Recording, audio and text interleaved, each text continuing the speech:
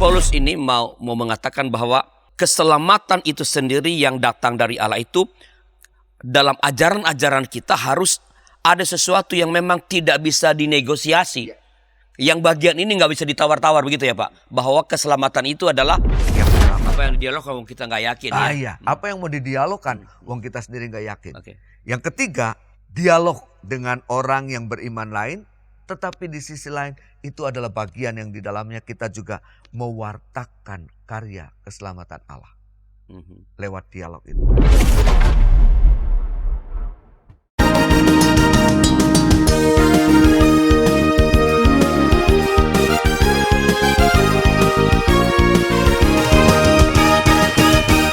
Sahabat DKB, kita kembali berjumpa dalam acara Gema Kasih Indonesia, sebuah program yang kami rancang untuk menolong kita memahami situasi-situasi yang terjadi di tengah-tengah masyarakat dari perspektif iman Kristiani, dan untuk juga membahas gagasan-gagasan yang ada dalam kekristenan, ajaran-ajaran, dan supaya dengan ini kita dapat memberikan respon yang tepat, yang baik terhadap berbagai macam isu-isu dalam kehidupan kita di tengah-tengah bangsa dari sudut pandang iman Kristiani.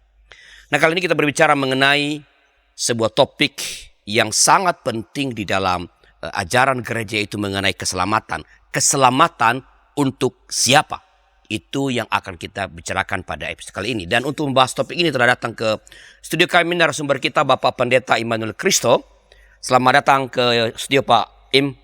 Terima kasih Pak Arlianus untuk undangannya. Ya. Senang bisa berbagi bersama-sama pada kesempatan ini. Terima kasih Pak. Pak Immanuel Christo adalah seorang pendeta GKI, dia melayani di GKI Gunung Sahari, juga seorang ketua pembina ya Pak Im di Yayasan Kristen Universitas Kristen Duta Wacana, Yogyakarta. Dan ketua dari Komisi Kependetaan GKI Seluruh Wilayah Jawa Barat. Ya, beliau juga sebenarnya sangat dikenal dengan sebuah program yang tiap hari Senin apa? Iya ya, Ya. Senin di RPK. Radio Pelita Kasih. Ya, RPK sebuah badan yang lain yang berkaitan dengan GKI, tentang apa itu Pak Im? Monday Spirit. Monday acara Spirit. motivasi. Isinya apa sih Pak? Iya, acara motivasi kecil-kecilan lah. Iya, ya. Itu acara sangat populer di Radio Pelita Kasih. Nah, Pak Im, seperti kita ketahui beberapa waktu yang lalu ini di ruang publik ini, sebuah aliran yang disebut dan menyebut diri sebagai Kristen progresif dia membuat heboh di jagat maya. Karena apa?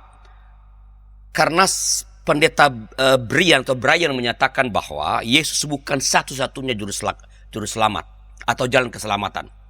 Ya, dan perbuatan baik seseorang dapat menyelamatkan.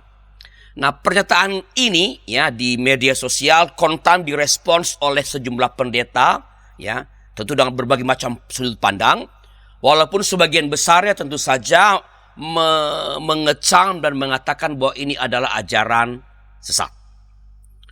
Nah, respon yang aneka macam ini telah membuat term atau nama dari Kristen progresif ini menjadi viral dan berkonotasi negatif kalau ada yang disebut sebagai Kristen progresif. Padahal kalau kita melihat bahwa kata progresif sendiri itu kan sesuatu yang positif sebenarnya. Bahkan dalam salah satu episode di Gema Kasih Indonesia ini, tepatnya pada episode 422 31 Mei 2024, Pendeta Hariman Patiana Kota, pendeta dari GKP, ya, menyatakan bahwa teologi Kristen dan ajaran gereja itu haruslah progresif, harus terus maju merespons berbagai perubahan-perubahan konteks. Nah, begini Pak, melihat perdebatan tentang paham atau ajaran keselamatan yang dipicu oleh Kristen progresif ini, apa sebenarnya atau seperti apa sebenarnya paham keselamatan yang tumbuh dan berkembang dalam kekristenan? Apakah ada model-model seperti yang tadi itu Kristen progresif? Apakah ada model-model lain? Seperti apa sih sebenarnya? Iya, jadi sebetulnya gereja dari sejak awal juga sudah berhadapan dengan begitu banyak ajaran, gitu ya. Begitu banyak ajaran, dan saya yakin ini akan terus berlangsung seperti ini. Ya, nggak akan pernah berhenti lah. Dan Yesus sendiri sangat progresif menurut saya. Ya, sangat progresif. Yesus dengan jelas mengungkapkan bagaimana sikap progresifnya terhadap kemapanan para tokoh-tokoh agama yang berada pada waktu itu. Tapi itu oke lah. Nah, terkait dengan keselamatan, paling tidak ada 2 atau bahkan 3 sikap sebetulnya ketika kita bicara soal paham keselamatan. Yang pertama adalah sikap atau masuk dalam pengelompokan kelompok yang eksklusif yang mengatakan bahwa Yesus Kristus sendirilah sang jalan, ya, kebenaran dan hidup, dan tidak ada keselamatan melalui iman selain kepada Dia, ya. Tidak ada keselamatan selain melalui Dia. Agama-agama mungkin saja memiliki pengetahuan akan keselamatan, tetapi ya cuma itulah jalan keselamatan. Itu eksklusif. Eksklusif, Oke. satu-satunya. Oke.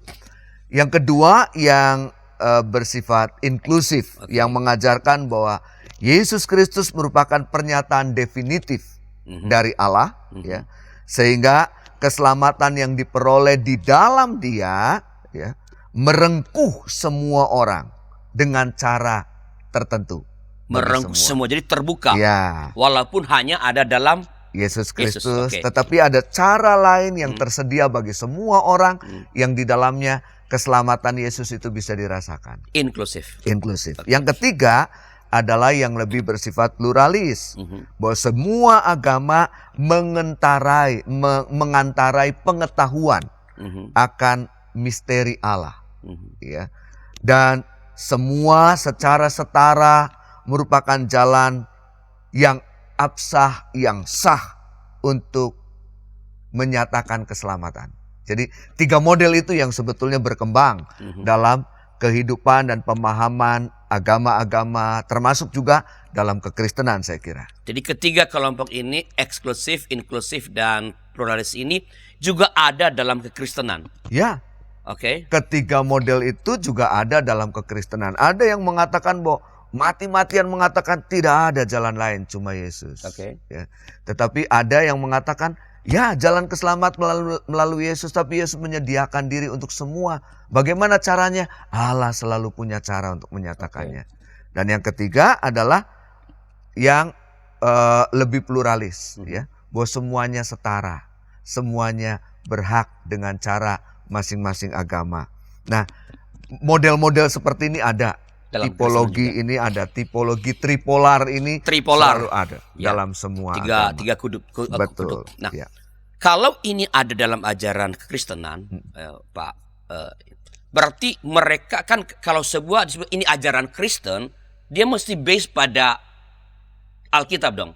Apakah setiap kelompok tadi ini yang eksklusif, yang inklusif, yang pluralis ini, apakah memang juga punya landasan teologis mereka masing-masing? Oh ya, selalu ada ayatnya, ya pastilah. Apapun pasti dicari, ayatnya pasti ketemu. Yang pertama mengatakan tidak ada jalan lain, akulah jalan dan kebenaran dan hidup, titik. Oke. Gitu ya. Dan yang kedua, ya lihat aja Yohanes pasal 3 ayat 16, Allah mengasihi seluruh dunia ini, Allah mengasihi dunia ini sehingga Allah menghadirkan Kristus bagi dunia ini, ya kan? Jadi dunia adalah kuncinya di situ. Iya, Oke. semua bisa mengalami anugerah keselamatan. Dan ya, saya kira selalu bisa dicari ayatnya lah untuk tipologi-tipologi seperti itu. Jadi ketika para pengusungnya atau para teolog atau para pendeta lah ya mengusung ini loh ajar atau paham keselamatan, entah itu yang eksklusif, yang inklusif, yang pluralis, mereka mendasari pernyataan mereka pada teks-teks tertentu dari Alkitab. Betul. Jadi selalu bisa ada ayatnya. Tetapi apakah seperti itu kita membaca Alkitab? Gitu ya.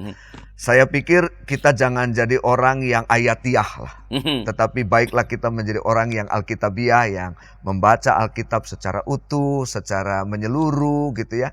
Tidak mengambil bagian-bagian tertentu, karena pasti bisa ketemulah ayatnya kalau mau dicari. Untuk segala sesuatu ada ayatnya. Iya. Tapi bukan itu cara untuk Betul. menemukan pengajaran Alkitab Betul. tentang sesuatu ya. Setuju. Jadi bukan dengan mendasari pada ayat tertentu. Ya. Baik. Nah, Pak Im, dalam 1 Timotius 2 ayat 3 sampai 5, ini Paulus menulis begini, Pak Im. Itulah yang baik dan yang berkenan kepada Allah juru selamat kita, yang menghendaki supaya semua orang diselamatkan dan memperoleh pengetahuan akan kebenaran. Sebab Allah itu esa, dan esa pula Dia yang menjadi pengantara antara Allah dan manusia, yaitu manusia Kristus Yesus. Nah, apa maksud dari ayat ini dalam kaitan dengan paham keselamatan? Ya, inilah universalitas kehendak kehendak Allah untuk menyelamatkan semua orang. Ya, ini sangat universal sekali bahwa Allah mau menyelamatkan semua orang, dan menurut saya sangat yakin Allah itu sangat mencintai dunia ini. Ya, sehingga Allah tidak menghendaki kehancuran bagi dunia ini. Allah juga mencintai semua makhluk, semua orang, sehingga Allah menghendaki manusia untuk mendapatkan karya keselamatannya. Jadi ini sebuah ciri ya bahwa Allah adalah Allah yang mengasihi semua, Allah yang mengasihi dunia, Allah yang mengasihi manusia.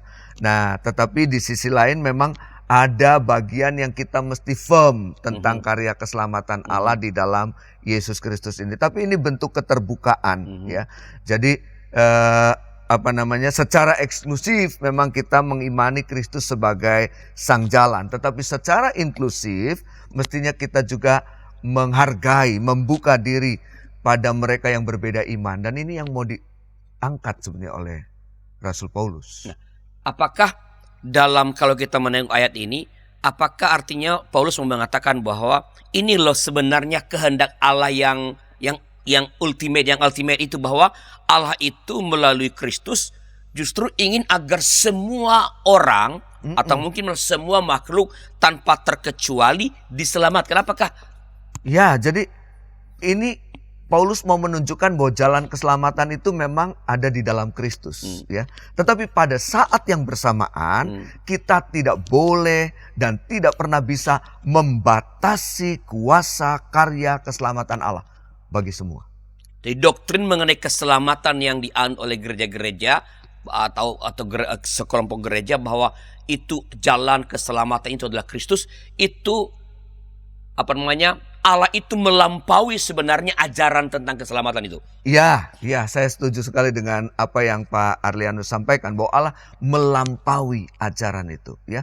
Jadi kita mestinya tidak boleh membatasi kuasa Allah juga dengan doktrin kita, dengan pemahaman kita, karena Allah mau menyelamatkan semua, ya. Dan ketegangan ini harus terus tetap dipelihara. Penegasan ini harus tetap dijaga, supaya kita tidak jadi orang yang sombong bahwa mereka semua diciptakan oleh Tuhan, mirip seperti doktrin yang sempat berkembang cukup lama.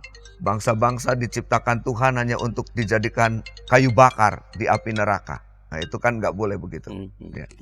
Jadi kalau misalnya kita hubungkan dengan tripolar tadi, Pak, ini Rasul Paulus ini kira-kira apakah bisa dikategorikan dalam satu kutub, yaitu dia eksklusif, inklusif atau pluralis, atau sebenarnya Paulus ini merangkum ketiga-tiganya? Saya setuju yang ketiga. Paulus ini merangkum ketiga-tiganya. Eksklusivitas iman kita adalah harus firm bahwa Yesus menyelamatkan kita. Dan itu yang nggak boleh berubah, ya. Ini yang non-negotiable. Tetapi pada bagian lain kita tidak bisa membatasi karya Allah yang mau menyelamatkan semua. Dan oleh karena itu, nah ini pluralismenya, kita menghargai semua, menjadi sahabat dengan semua, terbuka dengan semua, bisa bergaul dengan semua. Saya setuju dengan istilah yang ketiga tadi, Pak. Ya, jadi artinya sebenarnya bahwa Rasul Paulus ini mau mengatakan bahwa keselamatan itu sendiri yang datang dari Allah itu, dalam ajaran-ajaran kita harus ada sesuatu yang memang tidak bisa dinegosiasi. Ya. Yang bagian ini nggak bisa ditawar-tawar, begitu ya, Pak? Bahwa keselamatan itu adalah di dalam Yesus Kristus. Nah, tapi ada yang bisa dinegosiasikan selain daripada itu, begitu maksudnya? Ya, saya mau ngasih ilustrasi begini, Pak. Arlianus dan para sahabat. Saya mencintai istri saya. Karena saya mencintai istri saya, mestinya saya tidak boleh mencintai perempuan lain. Tetapi betapapun besar cinta saya kepada istri saya, tidak menutup kemungkinan Pak Arlianus bisa mencintai istrinya lebih besar dari cinta saya kepada istri saya. Oke. Dan itu penghargaan kepada semua menurut saya. Dan ini yang harusnya kita kembangkan dalam kebersamaan kita dengan teman-teman yang berbeda keyakinan, berbeda doktrin, berbeda pemahaman. Jadi bertahanlah pada hal-hal yang tidak bisa dinegosiasi. Yes. Dan pada bagian lain hal-hal yang bukan sesuatu yang sangat fundamental, mari kita bercakap bersama. Yap. Baik, itu sahabat, ini penting sekali pada bagian pertama ini Pak Im sudah menegaskan bahwa ada hal yang tidak bisa dinegosiasi, yaitu bahwa keselamatan adalah dalam Kristus Yesus. Tapi ada hal-hal yang bisa dinegosiasi. Nah, bagaimana ketegangan kreatif ini bisa kita rawat dan pelihara setelah beberapa informasi berikut ini.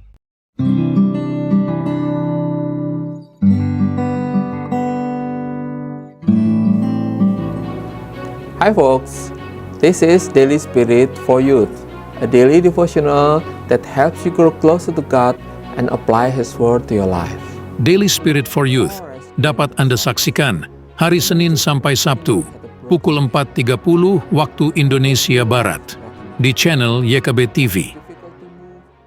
Kita jumpa dalam acara Pembangunan Jemaat. Pembangunan Jemaat setiap Senin di minggu kedua dan keempat pukul 20 waktu Indonesia Barat. Dapat Anda nikmati di channel YKB TV. Dari gungkungan malam gelap. Nyanyikanlah nyanyian baru setiap hari Rabu pukul 12 waktu Indonesia Barat. Dapat Anda nikmati di channel Lagu Rohani YKB TV.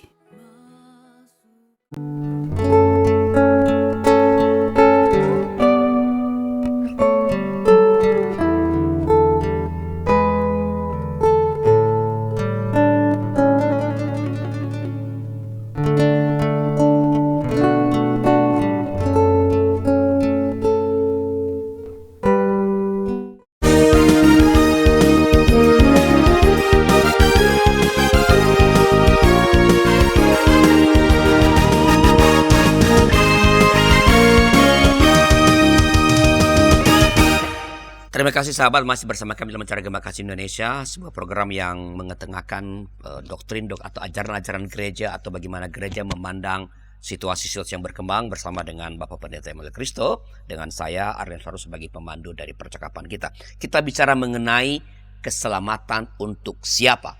Dan tadi pada segmen yang pertama Pak Pendeta sudah menegaskan bahwa yang tidak bisa dinegosiasi adalah bahwa keselamatan bagi orang Kristiani, keselamatan itu adalah di dalam Yesus Kristus. Nah, Pak Pendeta tadi kan sudah menjelaskan ada tiga tipologi. Pertama adalah tentang eksklusif, inklusif, dan pluralis. Nah, kalau kita lihat tipologi ini, gereja-gereja mainstream atau arus utama atau yang sekarang lebih sering sebagai gereja tradisional seperti GKI, GPIB, HKBP, ya gereja-gereja tradisional seperti itu lebih di mana posisi teologi mereka? Apakah di eksklusif, di inklusif, atau di pluralis? Iya, saya GKI, oleh karena itu lebih enak ngomong GKI gitu ya. Jadi buat GKI sampai sekarang ya tadi ini non-negotiable. Jadi kita yakin bahwa Yesus Kristus adalah jalan yang kita ambil sebagai, dan kita yakin ini adalah jalan yang menyelamatkan. Nah, ada di posisi mana ya? Pertama-tama saya harus mengatakan bahwa kita ini adalah eksklusif yang inklusif harusnya. Eksklusif yang inklusif. Ya, okay. Karena kita meyakini bahwa Yesus Kristus adalah jalan satu-satunya untuk keselamatan. Tapi inklusif artinya kita juga tidak menafikan keyakinan lain ya bahwa Allah juga mau menyelamatkan semua. Tetapi sekaligus juga menjadi orang-orang yang mestinya dalam prakteknya menjadi orang-orang yang pluralis. Ya. Yang mau bersahabat dengan semua, yang terbuka dengan semua, yang bisa bergaul dengan semua. Jadi GKI meyakini atau gereja-gereja arus utama meyakini bahwa Yesus Kristus adalah Tuhan dan Juru Selamat yang menebus dosa dan menyelamatkan.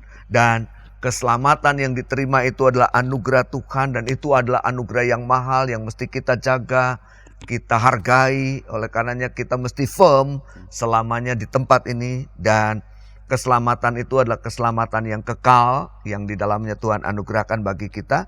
Tetapi kita juga mari menghargai semua yang juga dicintai oleh Tuhan. Kalau Tuhan saja mencintai mereka, masa kita kemudian tidak bisa mencintai mereka, gitu ya. Jadi ada di bagian ini, eksklusif yang inklusif, tetapi sekaligus juga dalam prakteknya adalah pluralis. Nah, bagaimanakah kita sebutlah tadi kan menghargai mereka yang berbeda. Seperti apa sih konkretnya itu, Pak? Kalau saya yakin nih bahwa keselamatan itu hanya ada dalam Yesus. Lalu saya berjumpa dengan sahabat-sahabat saya yang bukan beragama Kristiani. Apa wujud konkret dari penghargaan yang dapat saya berikan kepada mereka? Jadi pertama-tama iman, keyakinan, agama itu tidak pernah bisa dibandingkan. Oke. Apalagi dipertandingkan. Oke. Ya, itu adalah sesuatu yang sangat personal. Ya, itu adalah sesuatu yang sangat pribadi sifatnya. Itu soal hati, ya, soal keyakinan. Jadi bagaimana prakteknya? Ya. Prakteknya adalah kita bisa berdialog dalam hal karya, ya, dalam hal kemanusiaan, itu yang menyatukan kita. Ya. Tetapi untuk keyakinan mari kita mengatakan, saya meyakini ini dan kamu meyakini itu, tetapi apa yang saya yakini dan apa yang kamu meyakini tidak menghalangi kita untuk bisa menghadirkan diri menjadi berkat bagi negeri ini, menjadi berkat bagi Indonesia, menjadi berkat bagi semua. Ya. Jadi mari kita tetap ada di jalan itu, ada di track itu. Ya. Sekali lagi, jangan membandingkan, jangan juga dipertandingkanlah. Jadi ajaran agama itu jangan dibanding-bandingkan gitu. Iya. Jadi kalau Anda umat Kristiani, tetaplah memperdalam pengetahuanmu, pemahamanmu, imanmu berdasarkan kitab suci Alkitab. Ya, jadi orang Kristen yang baik pasti tidak akan menjelekkan orang yang berbeda keyakinan. Oke. Ya, oleh karena itu jadilah orang Kristen yang baik, jadilah pengikut Tuhan yang baik. Yesus sendiri menyebut semua orang sebagai sahabat kok. Jadi kenapa kita kok tidak bisa mempraktekkan itu? Bisa lebih jauh sedikit menjelaskan bagaimanakah, karena tadi Bapak mengatakan sebagai perintah GKI lebih baik berbicara dari sudut pandang GKI. Bagaimana sih konstruksi paham keselamatan di dalam ajaran GKI itu, Pak? Ya, jadi kan kalau bicara soal GKI itu kan ada dituangkan, ya, biasanya sikapnya dituangkan dalam tata gereja, dituangkan dalam, sekarang ada konvensi GKI gitu ya. Nah, di tata gereja kita, di mukadimah tata gereja kita jelas sekali Allah adalah Allah yang menyelamatkan. Ya.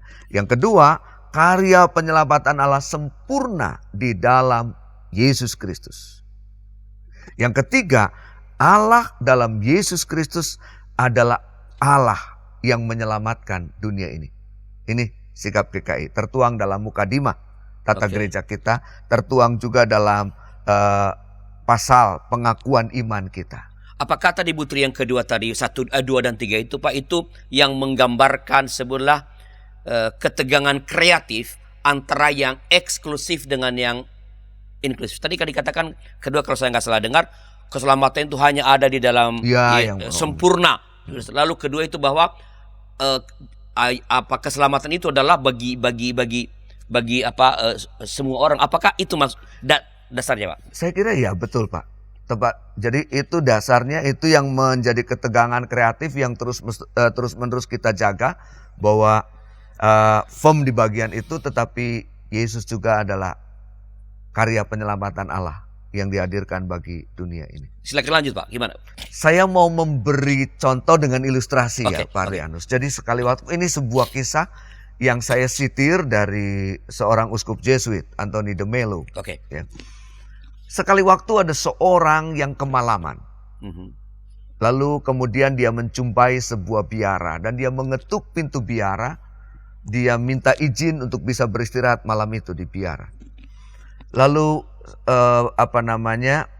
pimpinan biara itu mempersilahkan dia masuk dan berbicara panjang lebar, berdua, sampai akhirnya diketahui bahwa usia orang itu hampir 100 tahun. Karena tertarik dengan usia panjangnya, maka pimpinan biara itu bertanya, usia Anda begitu lanjut, ngomong-ngomong apa agamamu? Lalu sang pengembara itu mengatakan, minta maaf, saya tidak beragama. Saya ateis.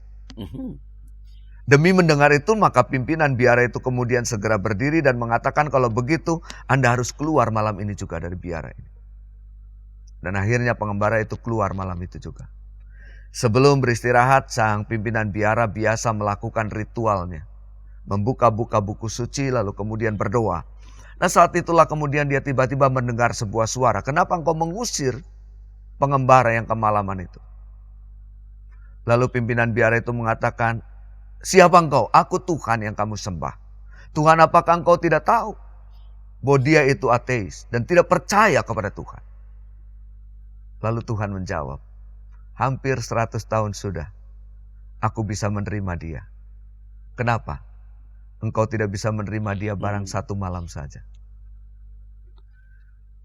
Kisah ini menginspirasi betapa luar biasanya Tuhan yang kita sembah.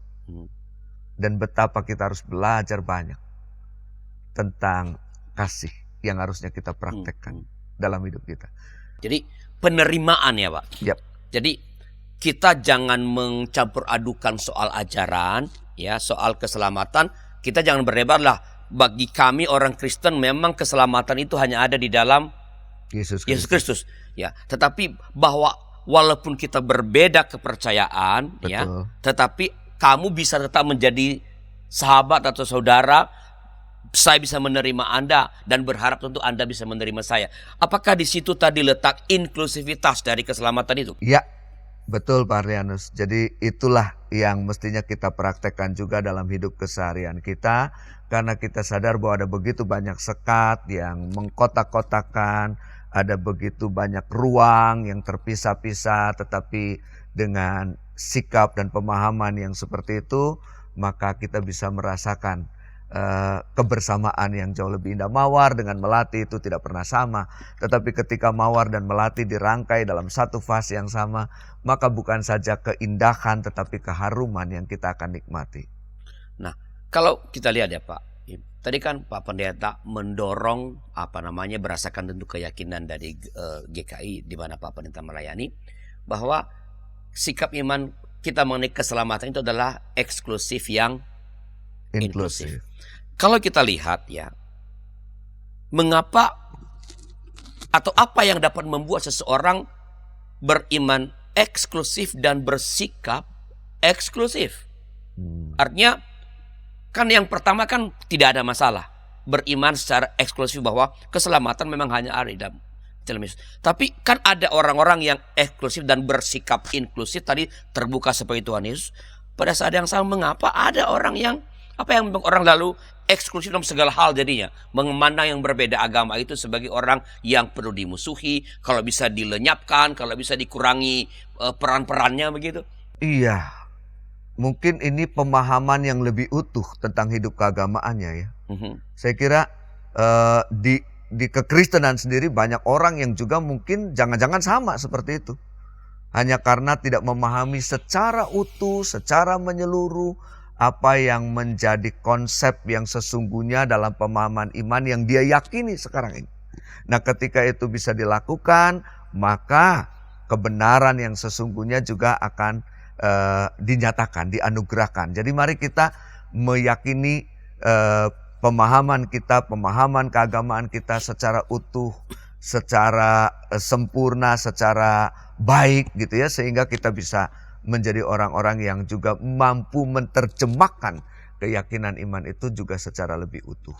Jadi menurut Pak Pendeta itu disebabkan oleh karena orang-orang memahami paham atau doktrin keselamatan itu secara sepenggal begitu. Ya, parsial lah ya. Jadi tidak seutuhnya memahami. Coba kita belajar membaca Alkitab juga secara utuh ya. Jangan mengambil bagian-bagian tertentu dari ayat Alkitab yang kita ambil sebagai legitimasi keyakinan kita. Padahal ada bagian lain yang berbicara secara utuh untuk menghubungkan satu bagian dengan bagian lain. Sehingga ini loh keutuhan yang sempurna yang bisa kita dapatkan. Jadi supaya kita bisa punya keyakinan keselamatan yang eksklusif, inklusif itu perlu ada pemahaman atau pemahaman yang menyeluruh terhadap Ya. Alkitab.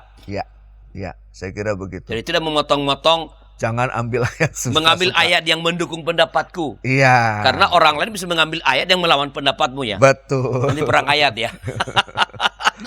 Betul Pak Al. Oke Pak, ya ini saya pikir clear ya para sahabat bahwa sekali lagi keselamatan itu paham kita ya titik acunya adalah eksklusif. Keselamatan itu hanya ada di dalam Yesus Kristus. Ia adalah jalan, ya.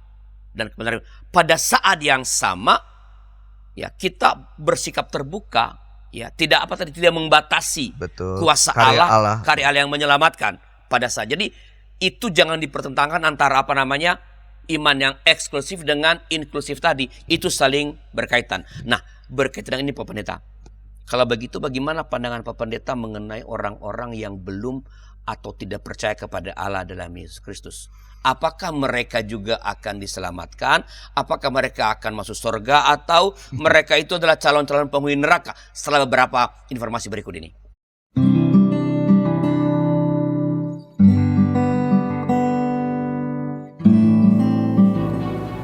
Hi folks, this is Daily Spirit for Youth, a daily devotional that helps you grow closer to God and apply His Word to your life.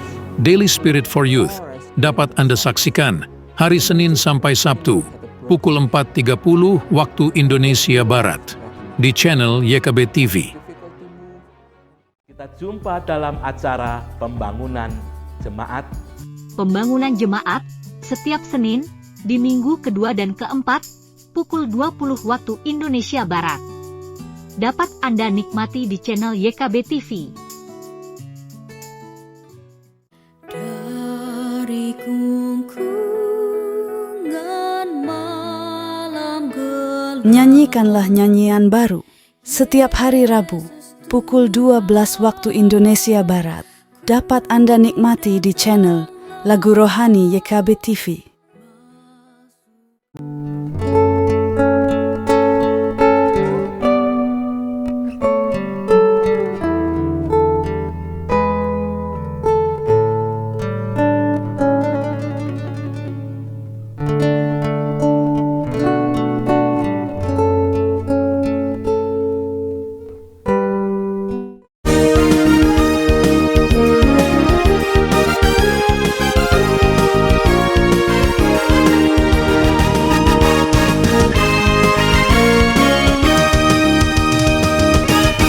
Terima kasih masih bersama kami dalam Cara Bekasi Indonesia bersama saya Arnes Laurus sebagai percakapan kita dan dengan narasumber kita Bapak Pendeta Emil Kristo. Kita bicara mengenai keselamatan untuk siapa. Dan para sahabat kalau mempunyai pertanyaan atau pendapat mengenai topik ini silakan tuliskan di kolom komentar dan tentu Bapak Pendeta Emil Kristo dengan senang hati akan merespon pada waktunya nanti. Nah, Pak Pendeta tadi kan di ujung segmen yang kedua saya menitipkan pertanyaan ya. Bisa orang mengatakan pada bagian pertama penjelasan Pak Pendeta saya setuju bahwa keselamatan hanya ada dalam Yesus Kristus Tuhan. Yang kedua, kita bersikap terbuka juga menjadikan sahabat. Saya menjadi sahabat dari mereka. Tetapi urusan keselamatan Pak Pendeta, kalau tidak percaya kepada dalam Yesus Kristus, pokoknya tidak akan masuk surga. Harus ke neraka. Kalau enggak, untuk apa saya beriman kepada Yesus kalau semua orang lalu masuk surga?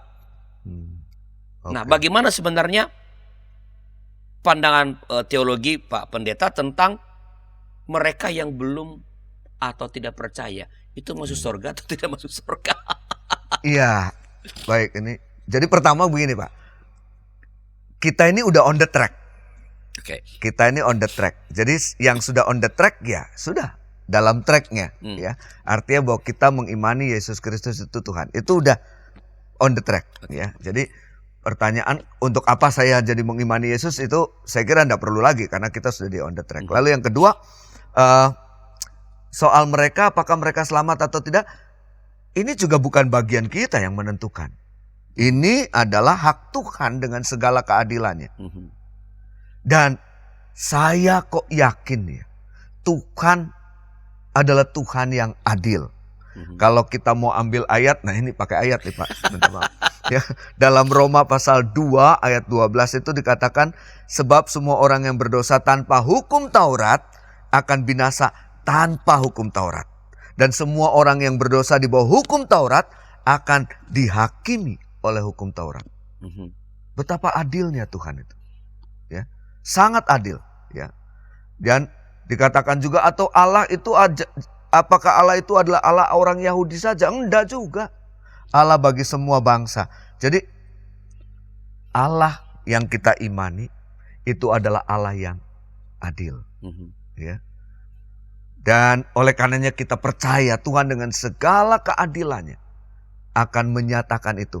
Tapi sekali lagi jangan kemudian kita, ya kalau gitu buat apa saya? Enggak, kita udah on the track. Ya. Sudah ada di track kita dan kita lanjutkan, kita pegangi, kita tetap di track kita. Karena kita mendapatkan anugerah itu. Jadi artinya boleh jadi nanti nasib orang mereka yang percaya kepada Tuhan Yesus dengan yang tidak sama saja nanti di ujungnya. Oh iya, ya itu bagian dari Tuhan lah. Kita ngapain mikirin yang bukan pikiran, bukan bagian kita. Kita jalani saja. Tadi ada saya katakan bahwa anugerah yang kita terima itu adalah anugerah yang mahal. Nah ini yang perlu kita jalani dalam hidup ini. Saya ingat karya seorang teolog besar, Dietrich Bonhoeffer, yang mengatakan anugerah ini adalah anugerah yang mahal, dan sebagai anugerah yang mahal jangan kita turunkan anugerah itu menjadi anugerah yang murah. Bonhoeffer mengatakan anugerah yang murah itu adalah baptisan tanpa pertobatan. Artinya ketika kita menerima anugerah keselamatan dari Tuhan Yesus Kristus, ya Allah menyatakan itu dalam Yesus, maka panggilan kita adalah menjalani kehidupan sesuai dengan anugerah itu. Kita tidak main-main lagi dengan dosa. Ya, kita bersungguh-sungguh menjaga, merawat anugerah itu dengan hidup berkenan di hadapan Tuhan. Saya kira tanggung jawab kita di situ. Dalam anugerah yang Tuhan berikan itu. Ya. Jadi kalau demikian halnya, sedikit agak saya hubungkan dengan ini Pak Pendeta. Kalau memang dalam keadilannya yang luar biasa itu Allah bisa saja memberikan keselamatan kepada orang yang belum atau tidak percaya kepada Yesus Kristus. Kalau begitu, apalagi yang kita mau lakukan untuk pekabaran Injil? Kan mereka toh boleh jadi nanti Tuhan dalam keadilannya memberi mereka keselamatan juga. Baik, ini pertanyaannya susah, tetapi saya coba menjawab. Ya. Jadi pertama, gereja tidak pernah dan tidak boleh mewartakan nama lain selain Yesus yang menyelamatkan. Itu yang pertama. Namun pada saat bersamaan, gereja tidak pernah boleh menutup diri pada umat beriman lain, dan bahkan sedapat mungkin bersahabat dengan mereka. Persahabatan antar iman ini tidak dilandasi oleh asumsi yang kita simpan di balik pikiran kita, bahwa mereka adalah orang-orang yang tidak diselamatkan. Calon, tadi Pak Arlianus mengatakan penghuni neraka. Tidak boleh. Namun sebaliknya, dalam ketidaktahuan pada rencana Allah bagi mereka, kita menyerahkan kehidupan mereka pada cinta, pada anugerah Allah yang maha luas, sembari kita terbuka belajar pada hikmat-hikmat indah dari keyakinan mereka yang justru harusnya memperkuat iman kita sendiri pada Yesus Kristus yang adalah Tuhan dalam kuasa Roh Kudus. Jadi kalau mau dibikin bagan sederhana, ya, pertama, kehendak universal Allah untuk menyelamatkan semua orang berhadapan dengan keselamatan partikular yang kita yakini hanya ada dalam Yesus Kristus. Lalu yang kedua, keterbukaan penuh persahabatan pada agama lain diperhadapkan dengan komitmen yang harusnya makin kuat dalam iman kita. Kita tidak mungkinlah berdialog dengan orang yang berbeda keyakinan kalau kita tidak punya dasar yang kuat dalam iman kita bahwa Yesus itu Tuhan yang menyelamatkan. Apa yang didialog kalau kita nggak yakin? Iya. Apa yang mau didialogkan? Wong kita sendiri nggak yakin. Yang ketiga, dialog dengan orang yang beriman lain, tetapi di sisi lain itu adalah bagian yang di dalamnya kita juga mewartakan karya keselamatan Allah lewat dialog itu. Jadi kurang lebih bagannya seperti itu. Jadi keyakinan kita bahwa keselamatan hanya ada dalam Tuhan Yesus itu kita harus wartakan. Ya, Tetapi pewartaan kita tidak bersifat judgmental, menghakimi, menyala-nyalakan Iya. orang yang berbeda agama dengan kita. Apalagi, lu tidak percaya, neraka lu. Hati-hati lu. Nggak begitu gitu, Pak? nggak begitu. Ya, jadi kita mewartakan aja Yesus yang adalah Tuhan bagi kita, yang menyelamatkan bagi kita. Bagaimana mewartakannya? Dengan hidup yang baik, ya, dengan sikap kasih yang sungguh, sikap kasih yang tulus. Itu bagian dari pewartaan kita. Jadi hal ini yang mesti kita lakukan, hal ini yang mesti kita yakini dalam hidup beriman yang kita jalani. Sehingga tidak ada yang percuma dari apa yang gereja lakukan. Gereja tetap melakukan panggilannya, tetapi gereja juga sadar betul bahwa ada keindahan-keindahan lain yang juga bisa dilihat dari keyakinan lain. Untuk kita semakin bersungguh-sungguh dalam iman kita kepada Yesus Kristus Tuhan. Nah, ketika saya berjumpa dengan seorang yang berbeda agama dengan saya, Pak Pendeta, apakah saya harus mewartakan kepadanya bahwa dalam keyakinan saya itu, misalnya dalam dialog tadi itu, bahwa memang keselamatan itu hanya ada dalam Yesus? Apakah hal seperti ini saya perlu wartakan nggak? Ya kan, pewartaan kita bisa dilakukan dengan banyak cara ya. Saya tidak harus ngomong bahwa apa yang saya enggak harus begitu toh. Artinya ketika saya bersama dengan dia saat saya mau berangkat naik pesawat dan saya memberikan waktu untuk saya berdoa, dan mungkin dia tahu kalau saya sedang berdoa. Itu bagian dari pewartaan saya. Ketika saya makan bersama dengan orang yang berbeda keyakinan, saya juga berdoa mensyukuri makanan minuman yang Tuhan berikan. Itu bagian dari pewartaan saya di hadapan mereka gitu. Tetapi saya juga menghargai dan mungkin saya juga bisa mengingatkan kepada mereka, sudah mensyukuri belum rahmat Tuhan lewat makanan yang kamu mau nikmati siang hari ini? Sudah berdoa atau belum untuk penerbangan yang sama-sama akan kita lakukan siang hari ini? Itu bagian dari pewartaan kita. Sehingga orang bisa melihat bahwa ternyata ketika kita beriman kepada Kristus, kita juga menunjukkan keramah tamahan Kristus lewat keramah tamahan kita. Tapi itu tidak dibuat-buat gitu ya. Itu betul, itu tulus, itu sungguh, itu jujur. Dan saya kira ini jauh lebih baik. Jadi sekali lagi, keselamatan itu kita ekspresikan berarti melalui apa? Dialog, perkataan-perkataan kita, dan utamanya melalui apa? Sikap hidup kita, begitu Pak Pendeta? Betul Pak Arlianus. Betul, jadi itu yang ya ini kan khotbah yang tanpa mimbar itu yang seperti ini. Oke. Ya. Pewartaan tanpa kata-kata. Iya. Ini kan khotbah Surat tanpa terbuka mimbar. gitu. Betul, dan Surat ini terbuka. selalu melampaui tembok-tembok gereja, dinding-dinding gereja, karena tempat ibadah kita bukan hanya di dalam gereja, tetapi tempat ibadah kita seluas dunia ini. Nah, Pak Pendeta, berkaitan dengan viralnya perdebatan PAM tentang keselamatan yang dipicu oleh tadi di awal Kristen progresif ini. Ya, ini kan terjadi perdebatan nih ya, saling menyalahkan, mengatakan ini sesat, ini apa, lu kurang baca. Ya, ini apa nasihat Pak Pendeta kepada umat? Ya, saya kira sampai kapanpun gereja akan tetap berhadapan dengan paham-paham yang berbeda dengan gereja ya. Dari zaman Rasul Paulus, saya kira Rasul Paulus sudah memberikan nasihat ya kepada jemaat-jemaat yang dilayaninya ya. Dan dari dulu pertentangan itu sudah ada dan sampai kapanpun akan tetap ada.